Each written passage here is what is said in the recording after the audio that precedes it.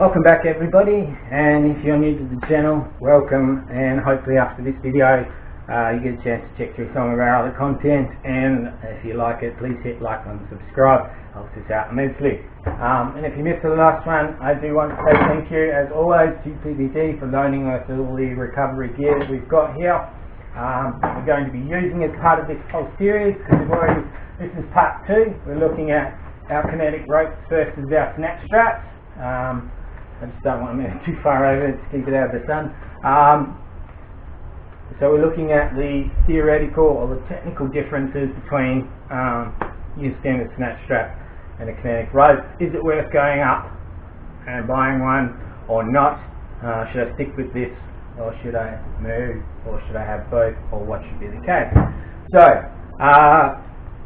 if you, like with the Bowsheck I mentioned, these are often sold in most seen. You would have, if you've seen recoveries done or been involved in forward driving, you're more than likely very familiar with the snatch strap.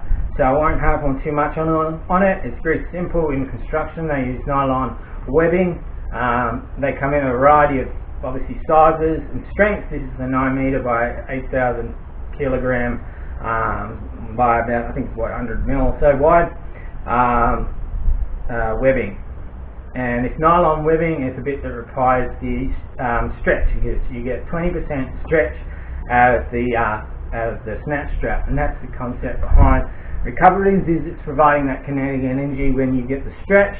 When it reaches its stretch, the kinetic energy is released and hopefully pops the car out of wherever bog situation it's in, and you're able to move them free rather than using a tow rope or something and trying to scale drag them out of their position. It's going to be a lot harder. So this uses kinetic energy and reverts that into energy that can be used to pull a car out. Now the big issues with these, and as I mentioned, we look at the weakest link in any recovery ones, and for snatch straps, the weakest link generally on, say, one like this, which is hasn't been used, perfect condition, the weakest link is actually the eyelet and where it connects. If you can see in the camera, when I get a bit closer, you can see how you've got wax stitching going through this reinforced section up the top. What happens is this nylon webbing strapped, it then comes around to the top bit and it's looped back over itself, and if you see here, that's where it ends, and they stitch it back together. You can see it's stitched either side here, the stitching comes down through here, stitched all the way down, and then it's stitched across the bottom. So when you stitch these together like that, it's the stitching that is often found when they do the recoveries. If they're failing from the strap, if the strap fails, it's generally the eyelet and the stitching that has broken as a result. So that's the weakest link in these, and that's something that when we look at the kinetic ropes, you'll see there's a difference with. The other big issue with these ones in comparison to kinetic ropes is this nylon webbing here is totally unprotected. To give you an example of why that's important, and the other thing before I went back to that, because it's in its nice little ball at the moment, when you aren't using them, they need to be wrapped up like this and kept and stored like this. When they are wet, they lose some of their kinetic ability and are subject to getting sand, dirt, rubbing and all that sort of stuff in it, and kinks and so forth. If you do not roll it back up like this and store it like that, it needs to be stored just like that. Now I've got an old one I've been using here for a while to give you an idea of some of what things can go wrong with an unprotected snatch strap. So here you can see on the side nicks that are starting to degrade the nylon webbing. You can even see in here some pulls in the nylon webbing on the inside. There's sections of this where you can actually even see even the outer bit starting to fray, but when I get towards the other end, you can actually see a little bit more detailed. You can see how this area here, in here, you can tell this is the area where some of it's been wearing, or someone's accidentally driven over it, can cause it to be damaged. If you're doing a lot of snatch strapping over rocks or firm surfaces, any of that sort of stuff rubs on this webbing, can wear it out faster. So when you find you've got nicks and stuff like that and bits of it through it, webbing starting to come free, this is when you'd want to look at replacing your snatch strap or not using it unless you were really desperate. So this is this would be one I'd use if I had nothing else for some reason, but it's just a good one to show you an example of some damage that can happen as a result of just using it, because there is no protection over this, so you can't always stop it from becoming damaged. Even if you do try and do everything right, it can still get damaged. If you get sand or mud through it, you need to wash it off with water and let it dry out of the direct sunlight, and make sure you wrap it back up again like this. Otherwise those kinks can degrade your the integrity of that snatch strap as well. So those are some of the issues you've got with them. Some of what I'd say negatives or cons are, obviously they're cheaper. I think these are looking about, off the top of my head, I think this one was around $90. I think it was 90. Pretty sure it was 90. Don't quite know that, but I'm pretty sure when I looked it was 90. Whereas comparison with the rope, pretty sure this is around 180, 190. You're looking at $100 more for a kinetic rope. And you're thinking, well, what do I get for that extra $100? These ones are designed in a much better fashion. What happens is, on the inner core of this, they're using the same nylon, so it's nylon, but instead of using a webbing flat like this, what they do is they braid it like you can see on the outside. This is the outer core, or the outer portion of the kinetic rope. On the inside, it's also braided, has a thick braided core of nylon, and then on the outside they then do another braided part of nylon, which is then coated to stop abrasion happening. So the outer core protects the inner core, and the inner core is the part that stretches. And the other good point with that one is that stretch. This one provides up to either 29 or 30%, depending on what you read as to the statistics on the brand. You're getting that, I mean, it's only 1% difference, but yeah, 29% of stretch. And you think, well, what does that mean exactly? Technically, it means that you're putting a lot less pressure through all your recovery equipment and the frame of your vehicle. So if you've ever done a recovery yourself with the snatch strap, you'll know that when you get that, when you finally take up all the pressure and you reach a kinetic energy stretch, you'll feel a big old jerk, and you'll feel that right through the car, and that jolt is that kinetic energy stretching to its maximum and releasing. So this is designed to give you one more stretch, which means you're getting a greater chance of getting people out of very sticky situations, but more importantly, it's less stress through your equipment and through the frame of your vehicle as a result of that increased amount of stretch. So you should end up with a softer recovery, so you shouldn't feel as much jerk on the car when you actually reach the end of the stretch. The other really, really important issue is they have corrected the big fault or weakness in the strap by addressing the connection of the eyelet. So instead of stitching these together, what they do, you can see in the frame, hopefully in the image, you can see how this is a lot fatter through here, all the way through until about there it gets thin. So what they do is the inner core comes all the way out, and then they bring the whole core through and they braid them back into each other.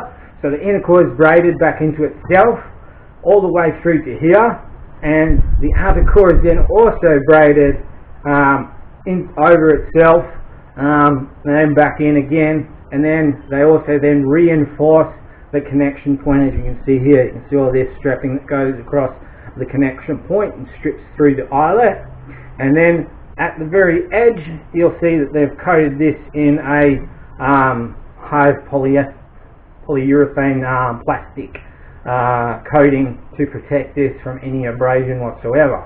And this is where I was talking about how you can't use this for recoveries using the pin.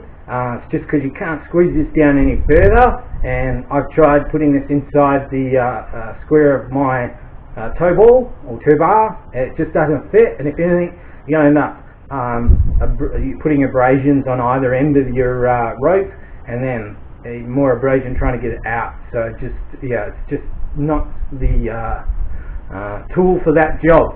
But so essentially, you're going to end up. The other good things about this is you do not have to store it nicely like rolled up like this one. Comes with a bag, and on either end it's got a mesh like this, so as soon as you're finished with it, you don't have to roll it up in your nice little query way. You just stuff it inside your bag and zip it back up, and away you go. And it can dry inside the bag if it gets wet, and you can just leave it like that. It does weigh, like, technically some people list this as a combo. I don't think so much, because it's only like a few grams heavier than the snatch strap. I don't say. Some people say bulkiness is an issue, but if you look at them, this one's rounded bulkiness and you lose a lot in the middle, whereas this is just a long bulkiness and it goes inside a bag, so I don't really think that's really something to be negative about. The one thing I would say is, obviously, if you get this with full of sand or mud, you just rinse it with clean water, because you just don't want this sand and mud fibers getting into your core. Or even the outer core, and making the lifespan less than what it should be through proper use. So just clean it off with clean water, and you can simply throw it inside the bag, just like that. Well, not like that, you put it in, and zip her up, and even though wet, it'll dry inside there because the air holes will help it dry. So it makes up packing is easy. You don't have to worry about rolling it all, spending ages rolling it all back up and keeping it nice and tidy. You don't have to worry about the issue with the outer webbing getting damaged. So personally, I would think that I would actually go out and buy this and pay the extra $100, only because you would end up more than likely replacing your snatch straps more frequently than you would if you had kinetic rope, because of the fact that it's fixing the issues that came out of using a snatch strap, which is the weakness in the eyelet, the issue with the abrasion to the actual nylon strapping that then affects the ability for it to work, and increases the chance that it'll fail at some point. So those issues then they correct and fix, and then they've improved it all over in general, increasing the amount of kinetic energy that you get out of it and stretch you get out of it. So it gives you a better work on the. I mean, I know from feeling it in my car, I wouldn't want to keep doing that repeatedly over and over again, which I've done. But that stress you don't want to keep doing through the frame of your vehicle. So anything less than that stress through the frame of your vehicle, it's obviously much better for your car in the long run. So in the long run, I would say that you're going to save money by having one, because you're going to have to replace it less time than you do the strap. I personally still would keep my strap anyway, one of my straps to the side, just for the off chance that I come across someone who doesn't have recovery points and I have to use a pin, and then I'll have a strap just for that. But I would generally just stick with that for just that reason, and it would be stored away and not used for anything else, and I'd use this one for everything else, so that way I'm not having to replace it because I'm using it that often. So hopefully that was helpful and informative, give you some idea about the difference between the two, and why I think personally that kinetic straps are a much better choice long term to go with. Cost are more, but you're not having to replace them if they as often as you would a snatch strap, because of the amount of damage that can happen to them. And they've corrected all the issues that come out of the snatch strap, and also improved upon the design overall. And it makes unpacking and packing them away much easier, which is another big thing. The last thing you want to be doing is rolling those things up. You want to keep moving as quick as you can. You don't really want to hang around doing as much recoveries over and over again. So I'm hoping that's of some use to you guys and you've gotten something out of that. If you did, please hit subscribe. We do have the videos coming up very soon where we'll be putting all these into field testing, both the straps and the kinetic ropes, testing the differences and what it feels like in the car. I'm videoing that so we can see even in slow-mo if it makes much of a difference to the actual effect it has on the car. And then we'll also be showing you videos of how to do it from front and back, and then also looking at how to recover someone who perhaps does not have rated recovery points, but you give them the option around what you can do to help them.